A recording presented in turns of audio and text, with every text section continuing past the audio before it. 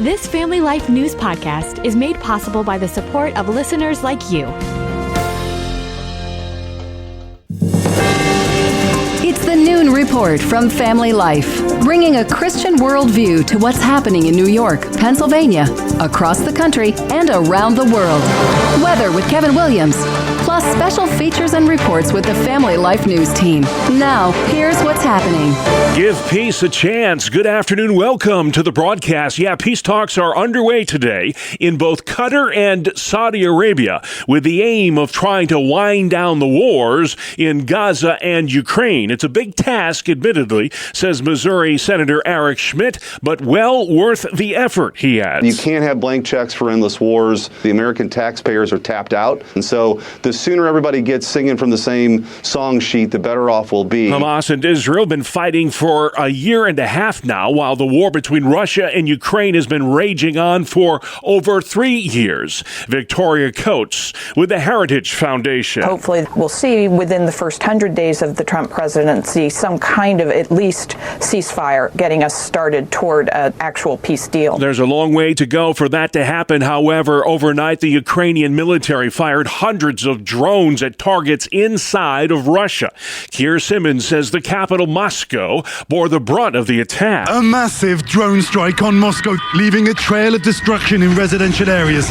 Ukraine's largest ever on Moscow. Israel, meantime, struck military targets in southern Syria today. The IDF says that attack was meant to eliminate future threats from Syria. Fears of an impending trade war between the U.S., Mexico, and Canada has Wall Street investors very much on edge. March Madness is upon us. Stocks have been in the dumps the past few days as uncertainty grows over tariffs and the threat of tariffs with our largest trading partners. CBS News business analyst Kelly O'Grady. The threat of a trade war could spur so much confusion where you see businesses and consumers spend less, and that is important because consumer spending drives 2/3 of GDP, and when that drips, that's when you start to hear them throw around the R word, recession. The U.S. has not suffered a recession since the world caught COVID back in 2020. President Trump announced today that new tariffs on Canada will take effect tomorrow. The U.S. House may vote this afternoon on a bill aimed at preventing a government shutdown.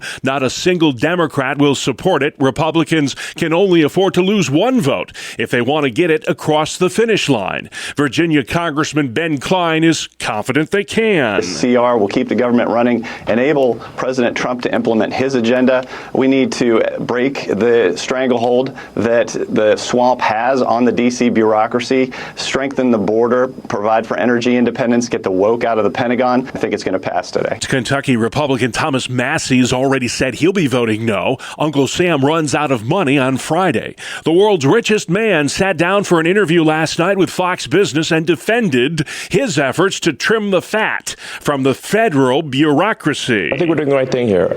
There's been a tremendous amount of waste and fraud in the government. What we're trying to do is get that number down to a much smaller figure, save money for the American taxpayer. Elon Musk has been tasked with cutting $2 trillion in waste, fraud, and abuse through the newly formed Department of Government Efficiency. The state of Mississippi is adopting a Doge-like attitude when it comes to cutting waste out of the government. This is happening even in red states, even in a state like Mississippi. And so really what every policymaker in every state in the country needs to do is they need to take cues from President Trump and they need to start their own Doge effort, because even in a state like Mississippi, you can have a taxpayer-funded office financing social justice yoga for preschoolers. It sounds made up, but these are in the very documents that we unearthed. That is the Auditor General of Mississippi, Chad White. For the first time in its 54-year history, Southwest Airlines is rolling out fees for checked bags. The added costs begin in May. Some elite customers will still get 1 or 2 bags free, but most flyers will have to pay up. The amount hasn't been released yet, but Southwest says it'll be similar to other airlines. Industry analyst Henry Hardvell. This is how you destroy a brand. This is how you destroy customer preference. This is how you destroy loyalty. And this, I think, is going going to send Southwest into a financial tailspin. For decades, Southwest's motto has been bags fly free. But beginning this spring, that will no longer be the case. A judge has ordered the U.S. government not to deport a Palestinian activist pending a legal fight over his detention. Mahmoud Khalil was arrested for organizing anti-Semitic protest rallies at Columbia University in New York City. Legal analyst Thane Rosenbaum. The hearing on Wednesday will involve the Department of Homeland Security arguing that Khalil is subject to deportation because he presents a risk to national security and as the main organizer of the Columbia protest has provided material support to Hamas. Khalil's argument is that he was merely exercising his First Amendment rights to criticize Israel. ICE agents seized Khalil from his university-owned apartment over the weekend. The U.S. Supreme Court will rule in June on the constitutionality of so-called gay conversion therapy. 28 states currently ban the practice. Christian counselors argue that faith is a powerful tool in helping people abandon the homosexual lifestyle. They also argue it's a violation of the First Amendment to ban conversion therapy. Pope Francis no longer in imminent danger of death. The pontiff made his first public address today since being hospitalized almost a month ago. The mere fact that he was able to issue this message was indeed an encouraging sign, and now one we know that was leading up to this very positive news that we've gotten today. Nevertheless, he is indeed an 88-year-old man who has double pneumonia, but it looks a lot better than it did before. Chris Livesay at the Vatican in the U.S. Senate last night. This vote, the yeas are 67, the nays are 32. The nomination is confirmed. On his 50th day in office, President Trump had his final cabinet pick seated. Lori Chavez de Reamer, sworn in as the new Labor Secretary.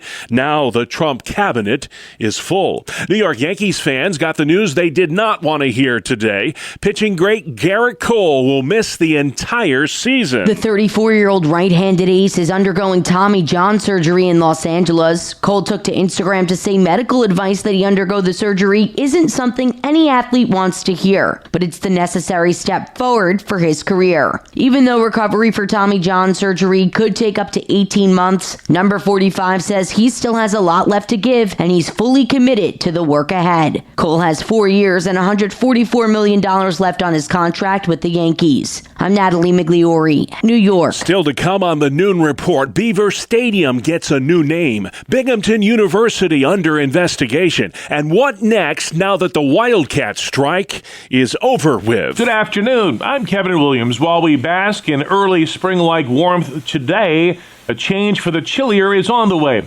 Your forecast is up in 10 minutes. All right, Kevin, we'll see you then. Let's check the stories that are making news where you live next. All across New York and Pennsylvania. We're going to begin in Buffalo, where the union representing employees at Mercy Hospital are demanding action after a patient shot himself in the emergency room Sunday night. Labor leaders are calling for increased safety protocols to protect healthcare workers, patients, and visitors. This incident happened amid contract talks between the union and that Catholic hospital. The New York State Department of Corrections claims the 3-week-old prison guard strike is over with. Several guards, however, remain on the picket line, including this guy, Rudy Pavlin. The officers here feel like the union sold them out. There was total distrust. State Corrections Commissioner Daniel Marticello says he wants to build trust moving forward. I want to talk directly to my employees. I want you to know that I heard you. Your safety,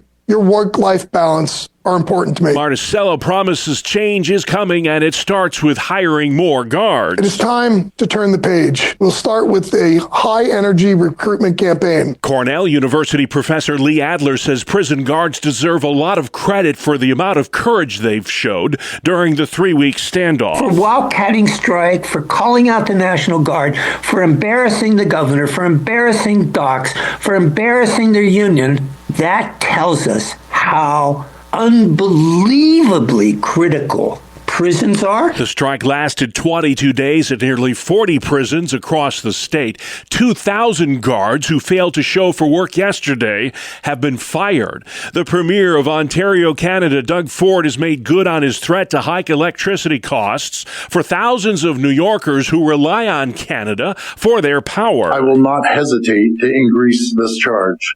If necessary, if the United States escalates, I will not hesitate to shut the electricity off completely. Ford's imposed a 25% tax on the electricity generated north of the border. President Trump responded by announcing new tariffs against Canada that take effect tomorrow. Binghamton University is under investigation by the U.S. Department of Education for allegedly discriminating against Jewish students.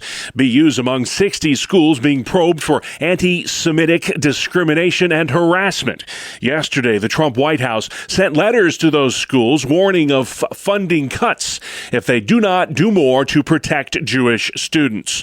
Cornell and Lehigh Valley are among the schools who received that letter. One of Pennsylvania's largest universities has just instituted a hiring freeze. The University of Pittsburgh has announced a hiring freeze for all faculty and staff through June 30th, citing uncertainty over federal funding for research grants. The freeze could extend into the next fiscal year, depending on Pitt's financial performance. While critical roles may still be filled, departments are also being asked to cut non-essential expenses. A federal judge has temporarily blocked the cuts as multiple states and institutions challenge the decision in court. Brian Query, Family Life News. A new study shows New York is the second most expensive state to start a business in. An unprecedented 25.5 million Americans have started their own businesses the past 5 years. 20% of those businesses will fail within the first year. Only in California is it more expensive than New York to start your own business. Still feeling a bit out of sorts with that time change back on Sunday? I know I am. Dragging the old Volkswagen I am. Well, New York State Senator Joseph Grippo says it's time to make daylight saving time permanent in the Empire State. It only captivates people's attention during the periods where we have to actually do it. There's overwhelming consensus right now, and it's evident by recent Gallup polls that the American citizen and the residents of our district don't like the changes twice a year. Grippo says beyond the body clock disruption, it's also a safety issue. He cites stats that show longer periods of daylight reduces car crashes, lowers energy costs, and can even impact crime rates. In more sunshine, people tend to behave themselves better, I guess. A University of Rochester medical study sounding the alarm today about the long-term risks associated with e-cigarette use. New data shows that e-cigs and vapes are not a safe alternative to traditional tobacco products. However, it is still unknown if electronic cigarettes can cause cancer. This study comes amid a sharp rise in teen vaping. It's not Beaver Stadium anymore. Penn State football will now play at West Shore Home Field at Beaver Stadium after the home improvement company, West Shore, acquired naming rights to that iconic athletic facility. The $50 million deal was approved by the Penn State Board of Trustees yesterday. This trustee was a no vote. What's happening now may look like a successful move, but I don't believe it's a very honorable one. And success without honor is an unseasoned dish. It will satisfy your hunger, but it won't taste very good. Penn State's in the process of a $700 million renovation of Beaver Stadium. That stadium, by the way, is named after the former president of Penn State and the 20th governor of Pennsylvania, James Beaver. The new name will be put to use this upcoming season and last for at least the next 15 years there in Happy Valley. Sports news is next. It's the 2-minute drill on Family Life. Good afternoon, I'm Randy Snavely. Bob, it is a big blow to the New York Yankees. Already without starter Luis Gil for 3 months, New York has lost their ace. Garrett Cole is out for the season. He will have Tommy John surgery and miss all of 2025 and part of 2026. Not the way you want to start your season. Let's talk basketball. Karl Anthony Towns and OG Anunoby combined for 50 points. The Knicks crushed the Kings 133-104 in Sacramento. Towns tallied 26. Anunoby had 24. New York snapped a 3-game losing skid. The Nets put the brakes on a lengthy losing streak, edging the Lakers 111-108. Coming off the bench and scoring 19 was Noah Clowney. He led the team. Cameron Johnson and Keon Johnson both scored 18 for Brooklyn. Elsewhere on the hardwood, the 76ers fell to the Hawks 132-123. Other winners were the Celtics, Hornets, Raptors, Bulls, Rockets, Grizzlies, Nuggets, Mavericks, and Warriors. On the ice, the Sabres scored a goal in all 3 periods, with Tage Thompson scoring 2 of them. They edged Edmonton 3-2, Ottawa 2-1 over Detroit, Colorado shut out Chicago 3-0, and the Maple Leafs edged Utah in a shootout 4-3. Well, you'd think after winning the Super Bowl, the players would want to build on that championship, but it appears to be a pretty big exodus leaving the Philadelphia Eagles. Josh Sweat, Milton Williams, Isaiah Rodgers, Owen Burks, Kenny Pickett have all gone elsewhere, and Darius Slay probably not far behind. It'll be interesting to see how Philadelphia responds to losing those players. That is a look at sports. All right, Randy, thank you very much. Still to come on the Noon Report, the Fatherhood Initiative, attack of the drones in Russia today, and tariff tit-for-tat. Will short-term pain lead to long-term gain? We're going to talk about it after this. Welcome to Breakpoint, a daily look at an ever-changing culture through the lens of unchanging truth. For the Colson Center, I'm John Stonestreet. The complications of creating artificially intelligent robots for service, companionship, or sex has been the plot of movies and TV shows for decades now, from Terminator to Bicentennial Man to AI to Westworld and others. While some of these entertainment properties have portrayed the human-AI relationships as potentially good, most warn of inevitable unforeseen dangers. All have assumed that such relationships are indeed possible, that electronic or robotic entities will eventually achieve self-awareness, human-like emotions, and authentic relationships. Perhaps all of these years of being primed by our science fiction explains the curiosity about and even openness to relationships with AI in the real world. For example, a group of researchers who analyzed 1 million ChatGPT conversations recently reported that sexual role-playing was the second most prevalent way in which people are relating to AI. Other uses include companionship and even therapy. The Verge reported that the Psychologist bot on one AI character generating service has received over 95 million messages already. And the same service allows users to generate a near infinite variety of customizable AI so-called friends. A new survey from YouGov and the Institute for Family Studies of 2,000 adults under the age of 40 found that 10% of respondents were open to having an AI friendship, while a quarter believed that AI had the potential to replace real-life romantic relationships. Now, according to another analysis from the Institute for Family Studies, those who tend to believe what was until just recently considered fiction, that we can actually have real relationships with our computers and machines, tend to fall into 2 groups. Those whose human relationships are already absent or broken, and those who already turn to digital substitutes, especially pornography, for intimacy. In contrast, young adults from intact families are significantly less comfortable treating AI entities like human beings. 61%, in fact, who still had married parents at age 16 were against AI friendships, while only 52% from non-intact households were against them. Those who grew up without married parents were also more likely to say that they were not sure or had mixed feelings about friendships with AI. While opposition to sexual and romantic relationships with AI was a bit higher across the board, the same general trend held. 75% of single young adults from intact families were against or uncomfortable with AI romance, compared with just 66% of those from non-intact families. And tellingly, the group that's most open to befriending or dating a chatbot on this survey were those who said that they were already daily porn users. In short, less real-world family stability equals more openness to AI relationships of all types. More addiction to virtual substitutes for human intimacy equals more openness to sex bots and other erotic uses of AI. God made us to be in relation with parents, with friends, with spouses, with our children. And those with those genuine bonds in their lives are less likely to settle for artificial substitutes. The encouragement from these surveys is the inoculating effect of reality. Anyone who knows God's real blessings, especially family blessings, are in a sense forearmed against dangerous substitutes. To borrow an analogy from C.S. Lewis's The Weight of Glory, those who know what is meant by a holiday at the sea will not settle for mud pies in the slums.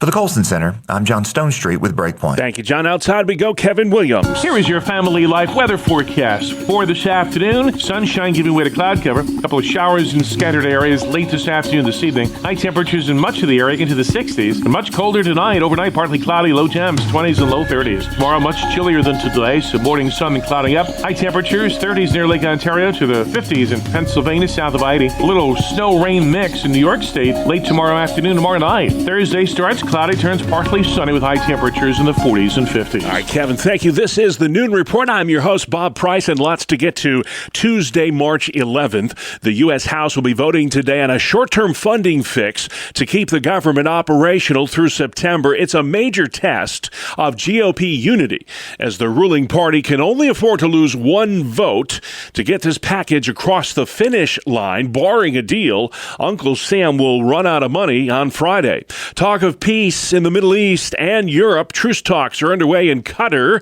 and Saudi Arabia today. They're aimed at winding down the wars in Gaza and Ukraine. Hamas and Israel have been fighting for a year and a half, while the war between Russia and Ukraine is now in its fourth year. Secretary of State Marco Rubio is leading efforts to stop the fighting in Eastern Europe. This is not a conflict that can end by military means. It can only end by diplomatic means. And the president's goal is to bring them both to the table to get this resolved. Overnight, Ukraine launched 330 drones at targets in 10 Russian provinces. 3 people were killed. It is the largest drone strike by Ukraine since the start of the war. President Trump's hopeful his tough trade talk with Canada, Mexico, and China will result in more U.S. jobs. Maria Bartiromo with Fox Business. President Trump's ideal scenario is build it here.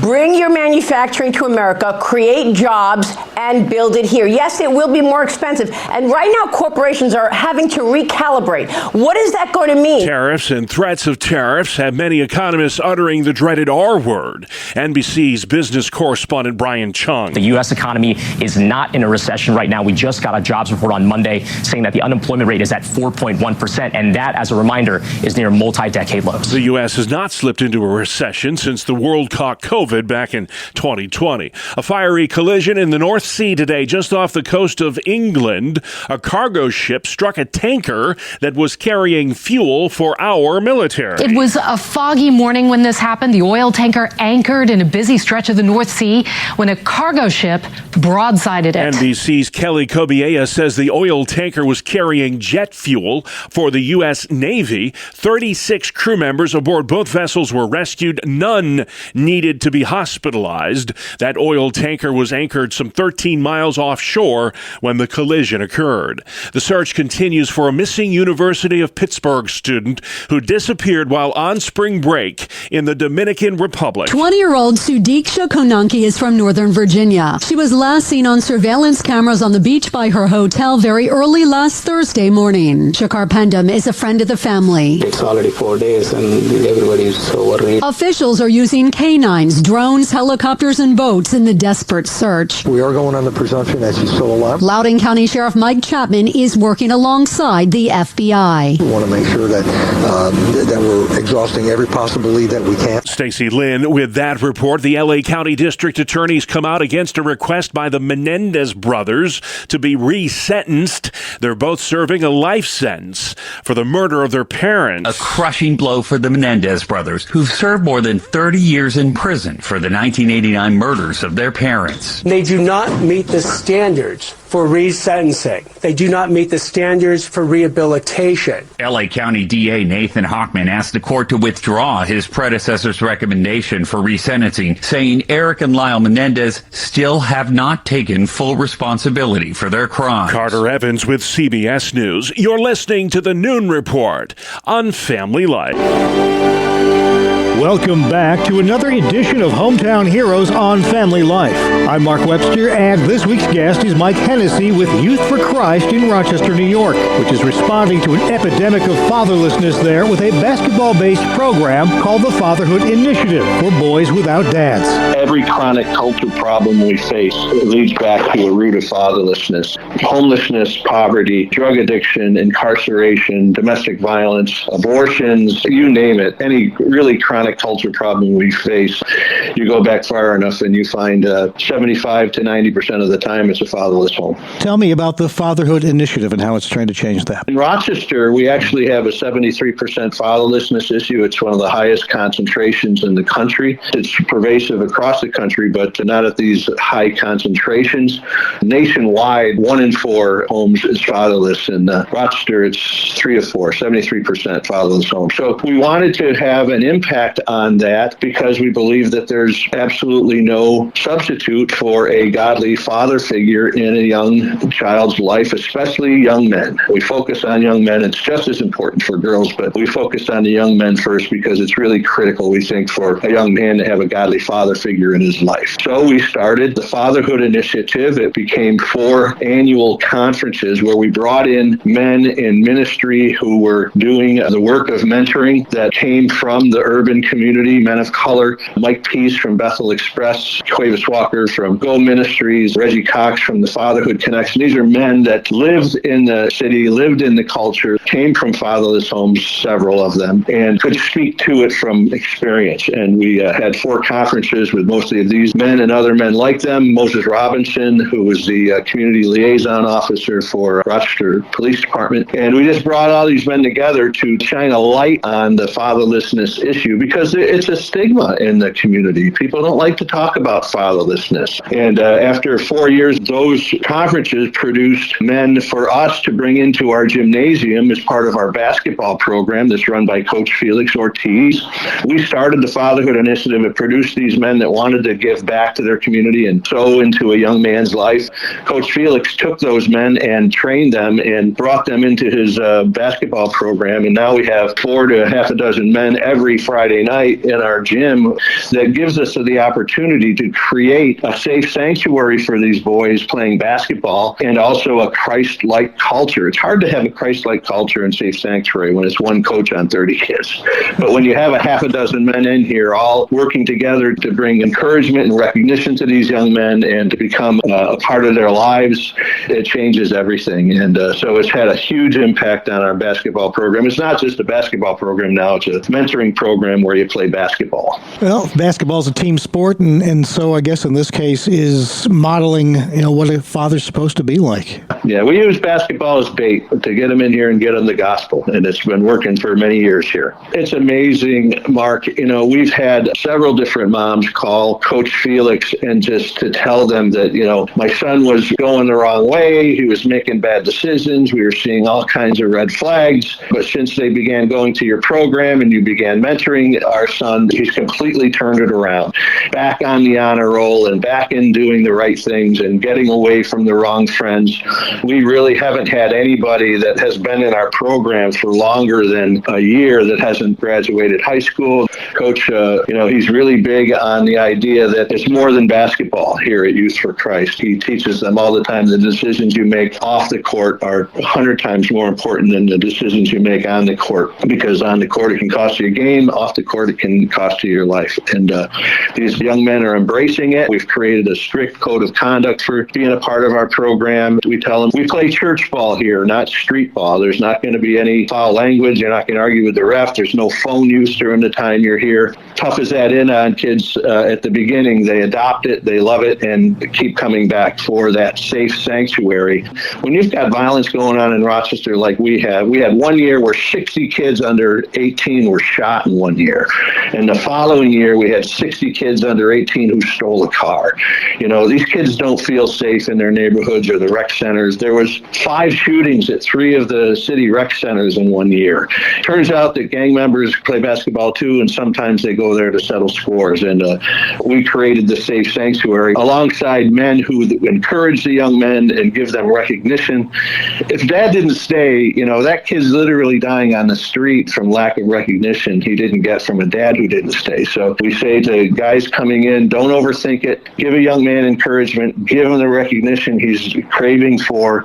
Be authentic and be consistent, and you'll win that kid over every time. If you're consistent, you can even get the first three wrong and win that kid over, because that's really the main thing that kid is craving, is a godly role model in his life. That's Mike Hennessy with Youth for Christ in Rochester, New York, responding to an epidemic of fatherlessness there with a basketball-based program for boys called the Fatherhood Initiative. They also run a God's Girls program for fatherless girls. Please join us again next week as we search for your home, your town, your hero. It's Hometown Heroes on Family Life. Excellent work. Thank you, Mark. Hometown Heroes comes your way Tuesdays during the Noon Report. You can subscribe, listen to, and share this feature as well as all our original podcasts at Apple Podcasts, Spotify, YouTube, or FamilyLife.org. Good afternoon. Here is your Family Life regional weather forecast. While we savor some early spring-like warmth this afternoon, a change is coming. A cold front across the area, delivering much chillier air tonight and tomorrow. And a plume of moisture behind the front could manufacture a bit of snow tomorrow night, especially across parts of New York State. For this afternoon, mild, breezy, sunshine giving way to cloud cover. A couple of showers in scattered areas late this afternoon, this evening. High temperatures in much of the area into the 60s. And much colder tonight. Overnight, partly cloudy, low temps, 20s and low 30s. Tomorrow, much chillier than today, so morning sun and clouding up. High temperatures, 30s near Lake Ontario to the 50s in Pennsylvania, south of I-80. There'll be a little snow-rain mix in New York State late tomorrow afternoon, tomorrow night. Thursday starts cloudy, turns partly sunny with high temperatures in the 40s and 50s. Thank you, Kevin. Finally at noon, it's been said the only certainty in life is death and taxes. Well, today we celebrate the people who help us with one of those two things, and it's not taxes. Bree Tennis reports. Today is National Funeral Director and Mortician Day, people who study death for years and take care of us when we're gone. According to the Bureau of Labor Statistics, there are more than 24,000 trained death arrangers in the U.S., about 68% men, 31% women. It's a vital and necessary service, decidedly low glamour, but no pushback from the client. I'm Bree Tennis. That's for sure. Hats off to all you undertakers out there, and you know who you are. Thank you very much, Bree. That's our world, the world we live in. Tuesday, March 11th. I'm Bob Price. Family Life News. You've been listening to the Noon Report, heard weekdays on Family Life. Thank you for listening.